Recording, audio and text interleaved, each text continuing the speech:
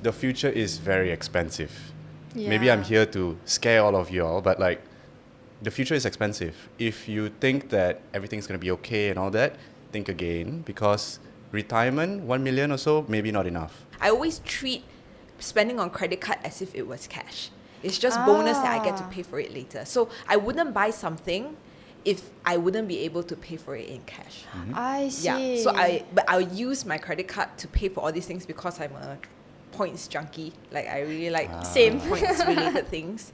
But otherwise I wouldn't pay for something. Hi, and welcome to a new episode of the GRADUAN Go podcast. My name is Mia, and I'll be moderating today's podcast episode. And today, we've invited two special guests to join me. And they're here. First, we have Ken from StashAway and also Michelle from her.duit. So, That was wild. So, could you please introduce yourself a little bit for our viewers who might not know you? Sure. Shall I go first? Yeah. Great. I'm Michelle. I founded her.duit. So it's a content platform talking about personal finance, particularly targeting women. That's why it's called her.duit. This is actually a thing that I do at the side as my passion and hobby. In my daily life, during my weekdays, I actually run an insurance startup. So we are in both the personal and commercial lines. All right. Hello, Michelle. Thank you for joining us. Thank you for having me. Next. Yep. Morning, everyone. Hi. My name is Ken. I'm the country manager of StashAway. I've been involved in financial services for over 12 years. I started at Khazanah at the investment division. Then I went to Affin Hwang in their investment banking side. And then 6 years ago, I was employee number 1 at StashAway in Malaysia. Started it up. Now we have a thriving wealth management digital business. And I don't have much interesting side hustles, but I am a dad. I have a 3-year-old and I have another baby on the way. Wow. So things gonna get expensive, man. All right. So, it's such an honor to have you guys with me here today. So, based on their introductions, can you guess what topic we're going to talk about today? Do I talk about The fashion? parenthood? Yeah, fashion? Yeah. Yeah, I think that's what I want to talk about. Yeah. Sports, Olympics, I don't know. Oh, really? Yeah. Okay. Unfortunately for Oh, fortunately. you, we'll be discussing about financial strategies. Okay. And I think it's mainly for the young adults out there. And we'll also we'll talk about how to manage your finances and including a little bit about saving and investment. Sounds exciting. Yep. I hope it's insightful for our viewers out there as well. So, let's start with the first question. We've all been there, being a young adult, like you've just graduated and you just started your first job. So you just got your first income. I remember when I was at that position, and I think it took a while for me to understand that with like that, you know, you get income, you also need to understand that money comes with responsibility. So I wanted to ask you both, why is it important for young adults to start managing their finances earlier on? Yeah. So anyone wants to take? Me too. Me too. First paycheck. Mm. Yeah, I probably still Yeah. very young. Like then. first you're like excited, and then like time passes by and you're like, oh, I got bills to pay. Yeah. So like, why is it important for them to start managing their finances from the early stage? Yeah. I think it's super important because you have to form good habits early on. When we all start working, we are very excited about the yearly salary, the big number. But when we really get our first paycheck, it's like, tax is how much? EPF is how much? Oh my god, yeah. What is this SOXO thing? And then you get less than you originally had planned for. And then maybe you feel like okay, I still got something, I want to have fun. I remember like in my time, clubbing was a really big thing, and like even though things are expensive, you just want to spend. You're there, and it's like you just kind of want to live your life. $900 for champagne sounds perfectly reasonable, right? And then and then it comes, you have a good time, then it disappears, and you're like, where's my money? Right? It's all gone. So then you learn, right? You learn, and I think it's super important for young grads to invest and have good money habits early on. You know why? because the future is very expensive. Maybe I'm Yeah. here to scare all of you all, but like the future is expensive. If you think that everything's going to be okay and all that, think again, because retirement, 1 million or so, maybe not enough. If you have 1 million for your retirement for 20 years, 12 months, that's like 4K a month. That's like starting graduate salary Yeah. today. Kids education, if you have 1 BG, 2 BG, 3 BG, oh my god, like 500K and above overseas, right? If you're going to go to UK, lagi expensive. And if you have my genes, they're not going to get scholarships, okay? So like, you got to, kids education going to be expensive. Yeah. Let's talk about housing, getting married. All these things Oh my are very goodness. expensive. And these are just table stakes. These are just things that you want to have in life. It's not even extra. Yeah. So Yeah. the future is going to be expensive. Yeah, That's all I you gotta gotta say. think ahead. I think echoing what Ken said, I think two major categories why you have to start early, right? We'll start with what he said, which is mastery. So when you're young is when you first get like a lower amount of salary. Yeah. But as you get older, hopefully that amount grows and you will probably need to have some experience and some knowledge of how you manage your money. It's like learning how to do anything for the first time. Yeah, you need exactly. to learn and then you get better at it. Yep. But a lot of people, I think they believe that, okay, when I make 3,000 ringgit, it's fine. Like, I don't have to save, nor do I have to invest because I don't even have enough money. I'll wait until I make X amount of money, maybe 10K. Then only I'll start thinking about it. Yeah. But if you start early, you can make mistakes at a lower cost. You can learn things when you're young. And then when you reach that 10K, 20K, 30K milestone, you're already pretty good at it. Right? So I think one is about mastery, and that's why you should start young. It's okay to make mistakes when you're young, but then you learn and then you apply that when you're older. The second one is the function of money. So exactly like what Ken said, why you have to start, why money is important is because there's so many things that you have to spend on. Yeah. And the function of what money is in the future is so that you can retire or have financial independence. Right? So even if you don't work anymore, you still need to pay for things in order to survive. Exactly. Yep. So there will come a time where you can't work and you just want to sit around and do whatever you want. You want to continue going clubbing, wearing champagne, sure. But that's why you also have to plan. Exactly, yeah. And reach that goal for yourself at the end.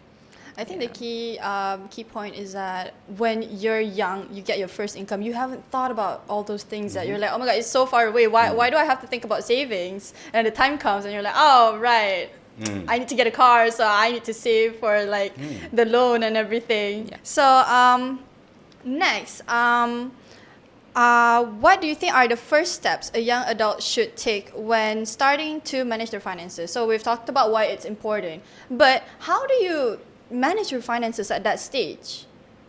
So I think when it comes to money, I like to think about it in 4 phases. It's like when you are a baby, right? Like you want to learn, probably, I don't know much about babies, but okay, I assume they crawl first. And then they probably stand up, and then they speak, and then they walk, something like that. So I think with money, it's probably quite similar in phases. So you need to start thinking about how you spend money, right? Then you think about saving, and then investing, and the last one is protection. So when it comes, like how I think about these things, one is when it comes to spending, one key thing would be spend within your means. Exactly. And then don't succumb to lifestyle inflation. So lifestyle inflation means that, okay, today I make 3K and I spend on these things, right? 2 years later, I get a promotion. I now make 5K. So instead of getting, I don't know, whiskey coke at the club, now I get champagne at the club, right? Yeah. So you keep upgrading your lifestyle it's like when you make more money. Should be when you like earn more money, it's like you have more to save. But then if your income increases, your lifestyle also increases. It's like then you have there's this, no you are just difference. saving the same or less. Yeah. Right? So like it's odd because some people think when they make more money, they can save more money, but end up some people have less money to save. It's because they keep hoping to be able to spend on more and more Exactly, expensive things. So that's on spending. On saving, to me, one of the most important things as a young adult is your emergency fund. So that must be the first thing you save for, at least 6 months of emergency money if you lose your job or don't have income anymore. Start investing early. Can talk about that, and then have some level of insurance for yourself. So that to me is the 4 phases of your young adult money life. That scared me. I feel like that's so much. I haven't even thought about that myself. But yeah, but even in my age as well, I think the least I've done is like save. Yeah, save and get insurance definitely. Haven't thought Invest about investment, so maybe Ken could tell us a little bit about that. Yeah, tell you all you need to know. But I think what Michelle said was very comprehensive, right? So the only thing I would add on is that you are very key to your financial success. And a lot of people think that, oh, I have this huge knowledge gap. I don't know about markets. I don't know about financial products. They're very complicated. Maybe they're a bit expensive. And that keeps them from, actually doing anything real. So they don't take any action. They procrastinate for a very long time. But core to it all is you. What is your attitude towards money, right? When you grew up, did you have good role models who saved or bought real estate or invested? Or maybe you learned something because someone did something bad with their money. They didn't spend right or they didn't save. And then you saw these kind of things in your household. So hopefully you grew up with some good habits, right? Saving, I think, is core to a lot of Asian families, putting aside something because we know that we need to take care of ourselves. That's I think, a kind of a given. And you get a lot of lecturing, right? Don't spend on avocado toast. Don't spend on your piccolo lattes. But I like my avocado toast. Do you really need that coffee every day? I do. I need good coffee as well, right? But then it's like, what can you really live with, and what can you kind of save, right? So I think it's about good habits. Okay, then when you start investing as well, people think that like investing is this ultra complicated thing. It can be, but it doesn't need to, because at the core of it all is yourself. Do you contribute to your goals? Do you think about things in the long term? Do you dollar cost average, meaning do you put aside money every month, right? How do you react to fear and greed? Yeah. When you make a lot of money, suddenly you're like, oh my God, I'm so wealthy, I can just like cash it out, go buy whatever I want. Or do you go like, okay, this is just a start, maybe I should take some risks off the table and keep investing? Yeah. Or fear, right? Like we've just gone through a couple of days ago where there was a big drop in the market, right? Do you succumb to that fear and go, oh my God, everything's gonna fall down, like I will be poor in an instant? Or if you invest in crypto, that's basically like any other day, right? Yeah. So you must master those things. You have to have good habits. You have to master your emotions, and alongside with how you think about money, like what Michelle said, then you'll be on a really good footing. All right. So, okay. Thank you so much for the tips. And now, so there's this concept called paying yourself first. So basically, it's like when you get income, you have to put yourself first. What do you think about this concept, and why is it important? I think to me that's something that I talk about a lot, paying yourself first, and whenever I speak to young people, it's what I tell them as well. So how I would define or describe pay yourself first is that when you receive your income, instead of thinking about, okay, now I'm going to have a nice meal, right? Like the day I get my paycheck is like, okay, it's payday. I go to my Shopee cart and I check out everything that has been there for 2 They always weeks. have that like payday sale. That is not helpful at all. More vouchers. But pay yourself first means you are thinking about your journey as a person and you're paying your future self. So what that means for me is that you save and you invest first. So the first thing that you should do with the money that you receive is not pay for, like, check out your Shopee card or like pay for clothes that are on a payday sale. That's like a habit among a lot of like the younger generations right now. Guilty, but But what I do personally too, because there are a lot of resistance as a person, right? You have to resist the sale. You have to resist thinking that you have this much money and then you want to do something extravagant with it. So what I do instead is I know every month what's the date I'm receiving my money, and I already immediately debit it out into, let's say, my direct debit into a StashAway account, right? So that I don't even have to think about it, and I don't have the opportunity to resist or restrain. So it exits my account immediately as soon as my income comes in, and whatever is left is what I can spend. Okay. So outgo savings, outgo investment into their respective accounts, and then what I have left is all that I can spend for myself. So I don't even have to think about saving or investing what's left because I've already prioritized that first. I see. That's a good strategy. Yeah, but you also need discipline for that as well. You don't need to, because you already set it out. So you automatically deduct. So then you don't even you have no choice. And then at the end of the year, you realize, oh dang, I have so much money saved, I have so much money invested, and I didn't even have to lift a finger. Okay. So I think that's a perfect way to kind of help you if you're not good at being consistent or like disciplined, or you know, it's hard for you to restrain sales and all these things, then you try to do that for yourself so that you don't have to think about it at all.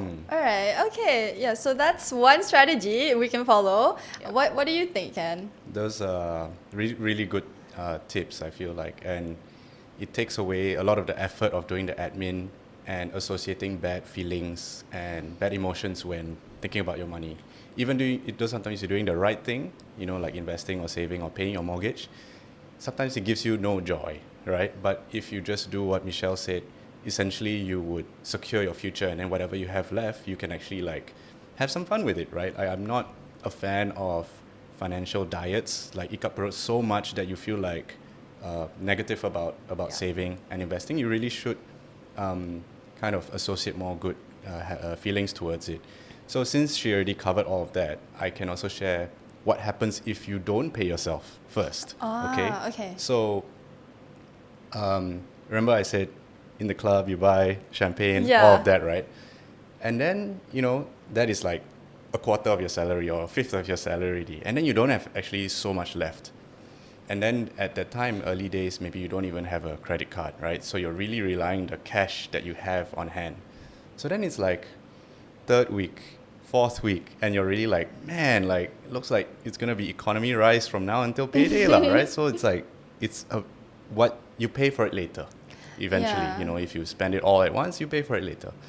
And then another phase of young adults is when they move out of their parents' house, right? So you go into somewhere new, suddenly you have a mortgage, you have to pay for a lot of nice furniture. I remember having, you know, a lot of financial outlay, you know, going to IKEA, buying a lot of stuff, going to Expo, buying a lot of stuff, not having a lot left at the end of the month. So I went grocery shopping. Yes, you have to buy your own groceries, guys. You have to take care of yourself. Yeah, you're at that age now. You're at that age, you're adulting.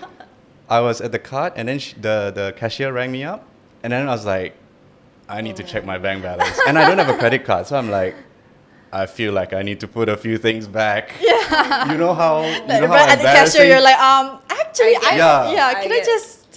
And if the things that I had to put back were like respectable things, like rice or bread, it's okay. But I'm like, all this extra stuff like blueberries, okay, like no need lah, no need lah.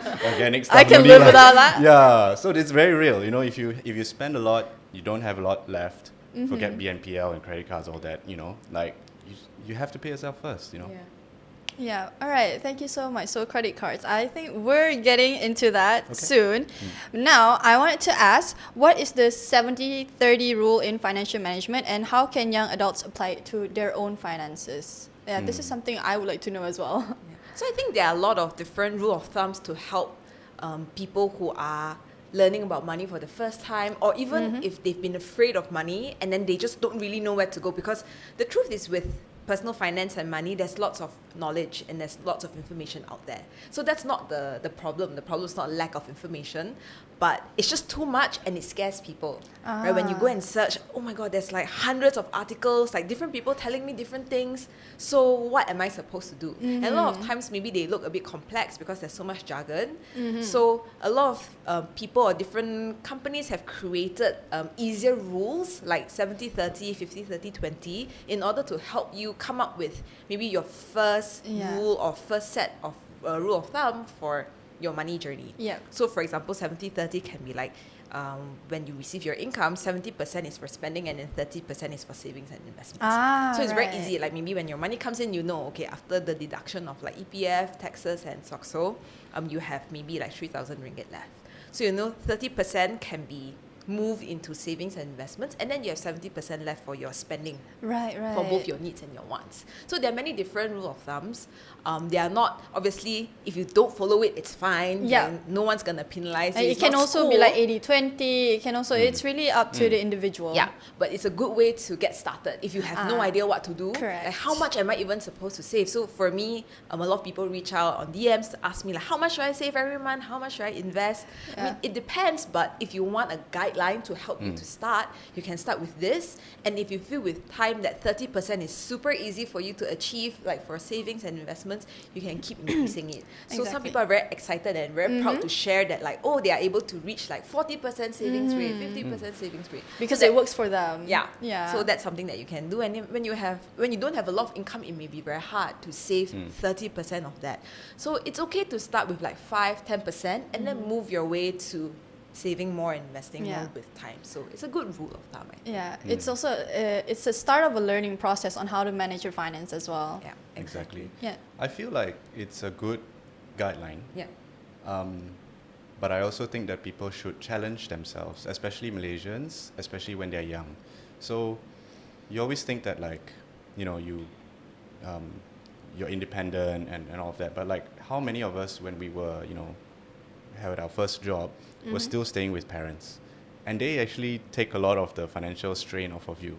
So this is a really good time to really like use that safety net and like save more, invest more. When I was younger, I actually saved like 45% of my money. Same for me when I Yeah. was living with my parents. It's not just because I'm Chinese. No, it's because it just happened to like it be because like I really was like how much would I put aside? You Yeah, know, yeah. like I was very proud of the fact that I put close to half of my money aside. Like, so I think you should challenge yourself when you have a safety net.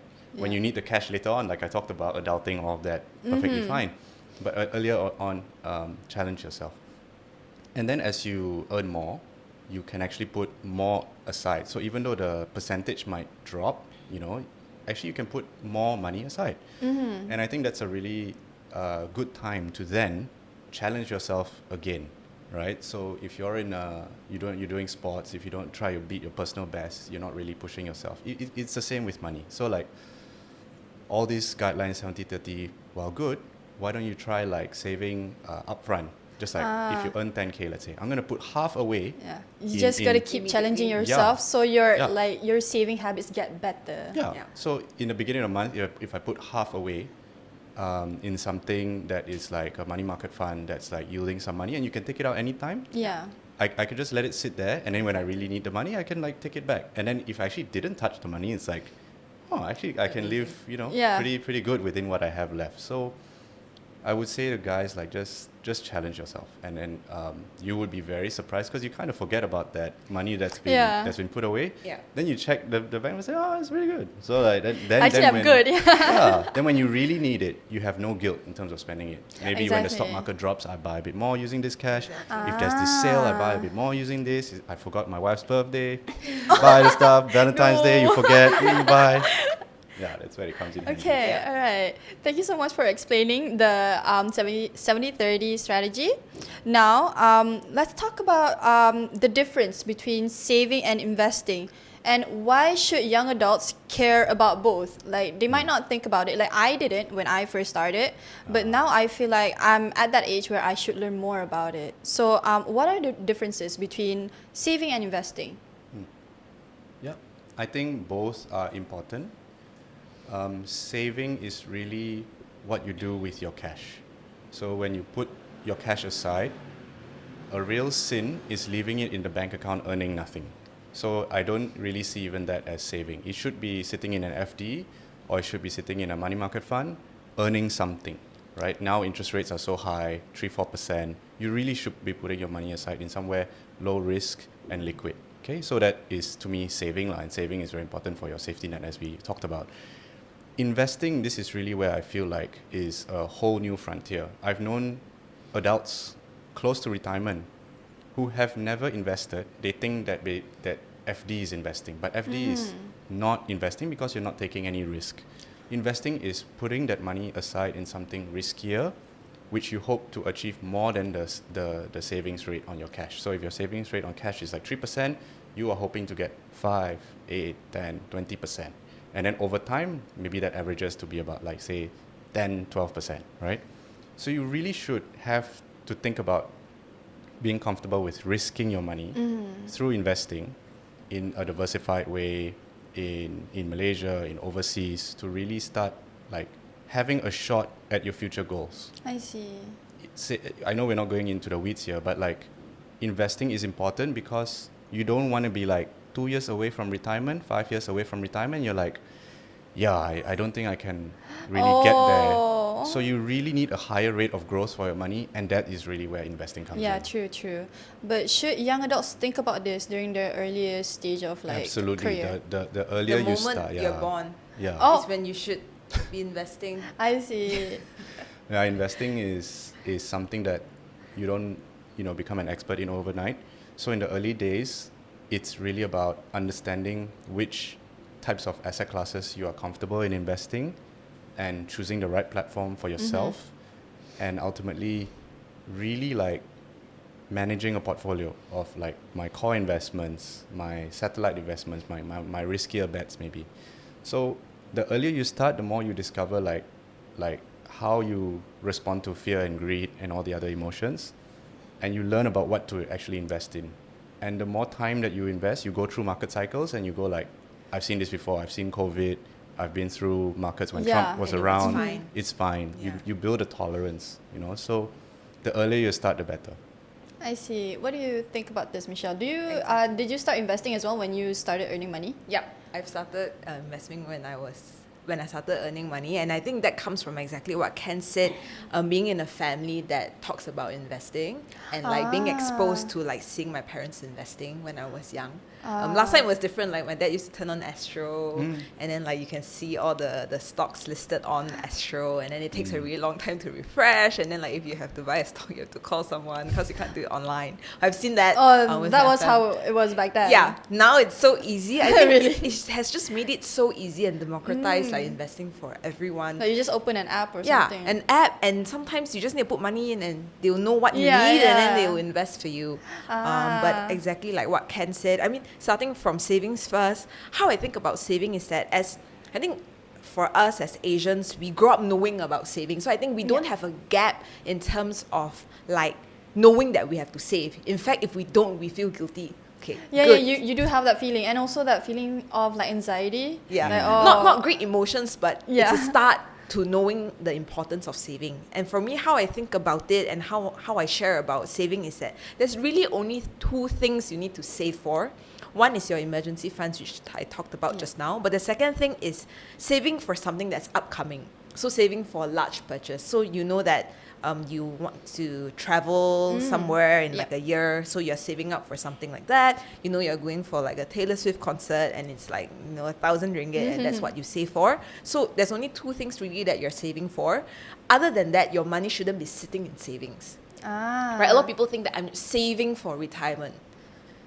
It takes a really long time to save towards retirement, like what Ken said. What you really get in terms of interest from your savings is just like 3% or 4%. It'll take you a really long time to reach the amount of money you need for retirement if you're saving compared to if you're investing. Because when you're investing, you make a lot more, and you're using money to make money for yourself. So you should be investing towards retirement, not really saving towards retirement. And I think that's what a lot of people make as a mistake, because they are working hard for their money, but they're not making their money work hard for them. Right. Yeah, that makes sense. Okay. All right. Thank you so much for explaining more about investments. Now, like I said earlier, we're going to talk about credit cards. It's something very dangerous for the young adults these days. However, I also know a lot of young adults are afraid of having one. What are your thoughts on that? Like, personally, I think like I just got a credit card like last year. I feel like it helped me a lot Good. in managing my finances. But what are your thoughts on young adults who are afraid of having one? Out of curiosity first, like out of your friends, like your peers, what would you say is the percentage of them who have a credit card? I feel like at this age now, a lot, like maybe I feel like out of 7 10 out of 10? friends, Yeah. maybe like 7, 8. Yeah, so like a lot of them. Okay.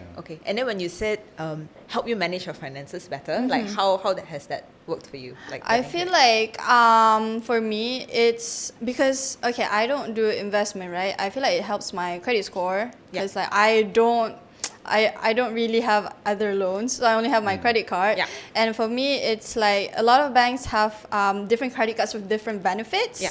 So like some of them come with like travel points, some of them come with like points for Cashback. gas, cashback. So I feel like, oh yeah, so like you spend money and you get something back. I feel like that's something really interesting. But I do know you have to have discipline and you have to have your limit as well. Like if your credit card limit is like 30,000. 3,000, Yep. 30,000. You're not supposed to spend 3,000 like in one go. Yeah. So still spend within your means, but you know, yeah. Yeah, for me, I feel like having a credit card, because I also have that like anxiety of like saving money. So yeah, so having a credit card hasn't been like a problem for me. But for other people out there, I think like a lot of them fall into that that thought where like, oh yeah, you use your credit card and it's like you're not even using your own money, you're using the bank's money. So I feel like that's something we should talk about. Yeah, definitely. Yeah, I think it helps. When I first got my credit card, it really helped in terms of those last few weeks in the month where you're just a bit short, you know. And yes, it's good to collect points and it's good to establish a credit score and all that, but you just have to keep your spending in check. How I feel credit cards help me now is when you have very big purchases that are completely legitimate, you know, like medical bills, or you want to do a house improvement, things that otherwise you might not have the cash for right now. It's very useful as long as you pay it off quickly. Yep. Never ever incur debt on your interest payments on your credit card. Yeah. So I think it's more to just to tide you over, and then once in a while when you redeem your treats points, it's like, okay, I get a rice cooker or something, great. But like I feel it helps you when money is low and when you have to make large purchases. Things like credit cards, BNPL, they kind of they get you into a mindset or a pattern of behavior where it could be dangerous if you think that, no, I'll be fine, I don't know how I'm going to pay back, but I will. And then that's the thing. When it makes money less of a consideration. You know, if you want to buy some Jordans, it's like 3,000. It's like, but 500 a month, you know, for 6 months, and you're like, I can do 500, but like maybe you shouldn't even be looking at those Jordans, you know. So I think it comes down to spending habits. Credit cards, BNPL, these are just financial products which can help you, or they can be to your detriment. So it comes back to, you know, good behavior growing up, right? Like if you can't buy something, maybe it's okay to just wait. Delayed gratification is perfectly fine. Yeah, true. Like credit cards are really good for emergencies as well. But also buy now, pay later. That's another thing that's like really scary these days, because you don't need a car or anything. It's on Grab, it's on Shopee. Like you don't have the money currently to buy that thing you want in your cart, but you're like, there's BNPL though. I don't know how I'm gonna pay them back, but I will. I'm gonna get this first. Yeah. But definitely that, I think, mindset first. If you feel like you are the kind who you would spend more and you're not really sure how you're going to pay for it, and that you're using your credit cards or BNPL for that purpose, then it can be dangerous to own something like that or have an account with BNPL. But if you're someone who already have good spending habits, then I think it's fantastic. I always treat spending on credit card as if it was cash. It's just bonus that I get to pay for it later. So I wouldn't buy something if I wouldn't be able to pay for it in cash. I see. Yeah. So I'll use my credit card to pay for all these things because I'm a points junkie. Like I really like Same. points related things. But otherwise I wouldn't pay for something if I can't pay in cash. So even for me, I use BNPL, but only if I'm able to pay for it full in cash. I just use it because it's nice that I can split it into three, and it's at the expense it's at the expense of the company that's offering BNPL. Yeah. So it's a nice thing to have. In fact, that's how I see it. So if I can pay full in cash, I've even heard like a YouTube creator that I watched her videos. She said if I can't pay for this 3 times in cash, I wouldn't buy it. So let's say if something costs 1,000 ringgit, if it's 3,000 ringgit, will I still buy it? Then I will buy it. If not, then I wouldn't.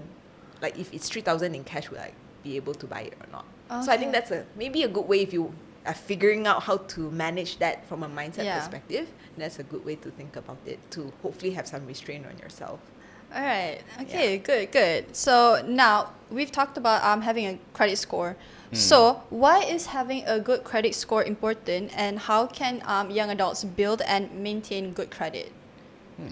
So you definitely need a credit score when it comes to getting a loan, and that's because the person or the institution that's going to lend you money, because you probably have to get a loan sometime in your life, either a car loan or housing loan, or maybe there are other types of loans that you may have to get, like a personal loan.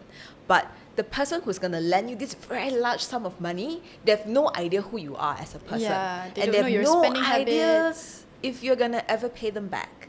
So you need an indicator, right? Whether or not you are a good paymaster, so that they know I can trust you. Like, I'm going to lend you 800,000 ringgit for you to buy a home for the next 30 years. Who knew you can run away, something can happen, right? So that gives them a indicator of whether you are going to pay them back for the next 30 years and whether they can trust you or not. Yeah. And the better you are, the better the score you have, then they're able to offer you a better rate to reward you as someone who manages their money well and is on time with their payments. So it's like, example for like what you said, getting a credit card is a good way to start doing that, Yeah. because then you're showing the bank that you are paying on time. Yeah. I think the more challenging part is for people who still have anxiety about credit cards. Like, they know they want to build a credit score, they can't get a loan yet, or the loan interest rates are very high for them, but they're very afraid to spend on their credit card because they are afraid that they forget to pay. And regardless of how much reminders they can set for themselves, they are afraid they'll forget to pay. So one tip that I have for that is that you don't have to put all your spending on your credit card, right? You can start with like putting fixed bills on it. So you know, like if you pay for internet or you pay for your phone bill and that's something that's fixed, you can put that on your credit card, and you know exactly how much you have to pay every month. Exactly. So then on the day that you receive your bill, you know, okay, my phone bill is always 80 ringgit. Then I immediately have 80 ringgit to pay for my bill. So at least it's not variable and you're not sure, like at the end of the month, did I spend more than the money I have or not? You know exactly that's what it's going to be, and you can safely pay for it consistently every month. And also to showcase to the bank that, hey, I'm a fantastic paymaster, please lend me money to buy my first home. Yeah, so that's how I think about that. You have to be more and more open to more transparency in your life. Apart from credit score, it's also about how you live your life, right? Let's say you're a really good driver in the future. It could be like, yeah, we know how fast you drive. We can see your GPS data. We're going to give you a better car insurance rate. Or if you're with like an insurance company and the insurance company has this step counter and you walk 5,000, 10,000 steps a day, then your premium will go down. So don't be surprised that with our digital footprint today, credit score, what you eat, GPS and all that, it will affect your financial health. All right. Thank you for sharing. And now, let's talk about personal stories. Oh. So, yeah, we definitely will want to know, how do you manage your finances, especially when you were a young adult, right? So, do you have any personal stories or experiences that highlight the importance of financial planning? I can go first. I think a really big achievement that I'm super proud of is I really felt like it was a really big deal when I paid off my mortgage. So I got a mortgage as soon as I started work, and then it was a apartment that I currently stay in now. Went to the bank, got a mortgage, and then every time you pay your loan, it's so much financial discipline, right? Like a quarter of your money goes away. So in my mind, I always was looking forward to the day that I completely got rid of that loan. So there's no shortcut, but basically you just need to chip away at it every time you get some bonus, a windfall, month end, right? Or if you get, let's say, a big investment gain, I would just take half of that and do the responsible thing and put it into my mortgage, pay it down first. So I did that over 10 years, and then luckily in the 10th year, I made quite a lot of money investing in something, and then that did very well. Immediately half of that went into my mortgage and essentially paid it off. Wow, So, how long did that take? that whole thing took 10 years, right? So my mortgage is like 30 years, but I paid it off 20 years early. Wow. And I felt so financially secure, right? I felt like, okay, now Of course. I'm a real adult now, right? And anything can happen, at least I have a house, Yeah. right? And plus I have a family. So like I can eat Maggie mee in my house. No one can kacau me. I can eat like Ramly burger in my house. No one can kacau me. So that was big for me, right? So and I only say this because now it sets up my risk tolerance to do different things. With the money I have, I can invest more in more risky things like more stocks, or I be an angel investor in a startup, or I go invest in F&B or other traditional businesses. I can really look at taking more risk beyond just FD risk, investing risk. I can even think about business risk, right? Especially if I have kids, I really need to have them be secure. So with a house Definitely. secure, debt free, that frees up your mind to do a lot of things, right? So I think that that to me is where I am now in terms of my investing habits. Yeah, but I worked for it, so Yeah. so here I am. All right. That's great. Yeah. So how about you? Sorry, I don't have something like grand like that, but I think for me the journey has been gradual, but I've always been very keen in learning on my journey, and I think I've been blessed and lucky to have parents that have created a very positive environment about money when I was growing up. So I've never really had negative thoughts about money. I don't have family members who have gone through No money very trauma. yeah, I don't have money trauma. No one had crazy gambling debt, and then I had loan sharks come to our house. I have none of those experiences. So I Okay. think those experiences, especially when you're younger, create negativity towards money. Of course, that yeah. money is bad, and money changes people, and money is evil.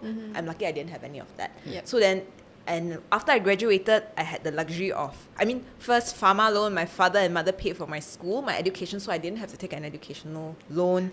When I came back, I could pick any job that I want, and I was lucky I had a really well-paid job. And I was living at home with my parents, so immediately I could start saving 50%.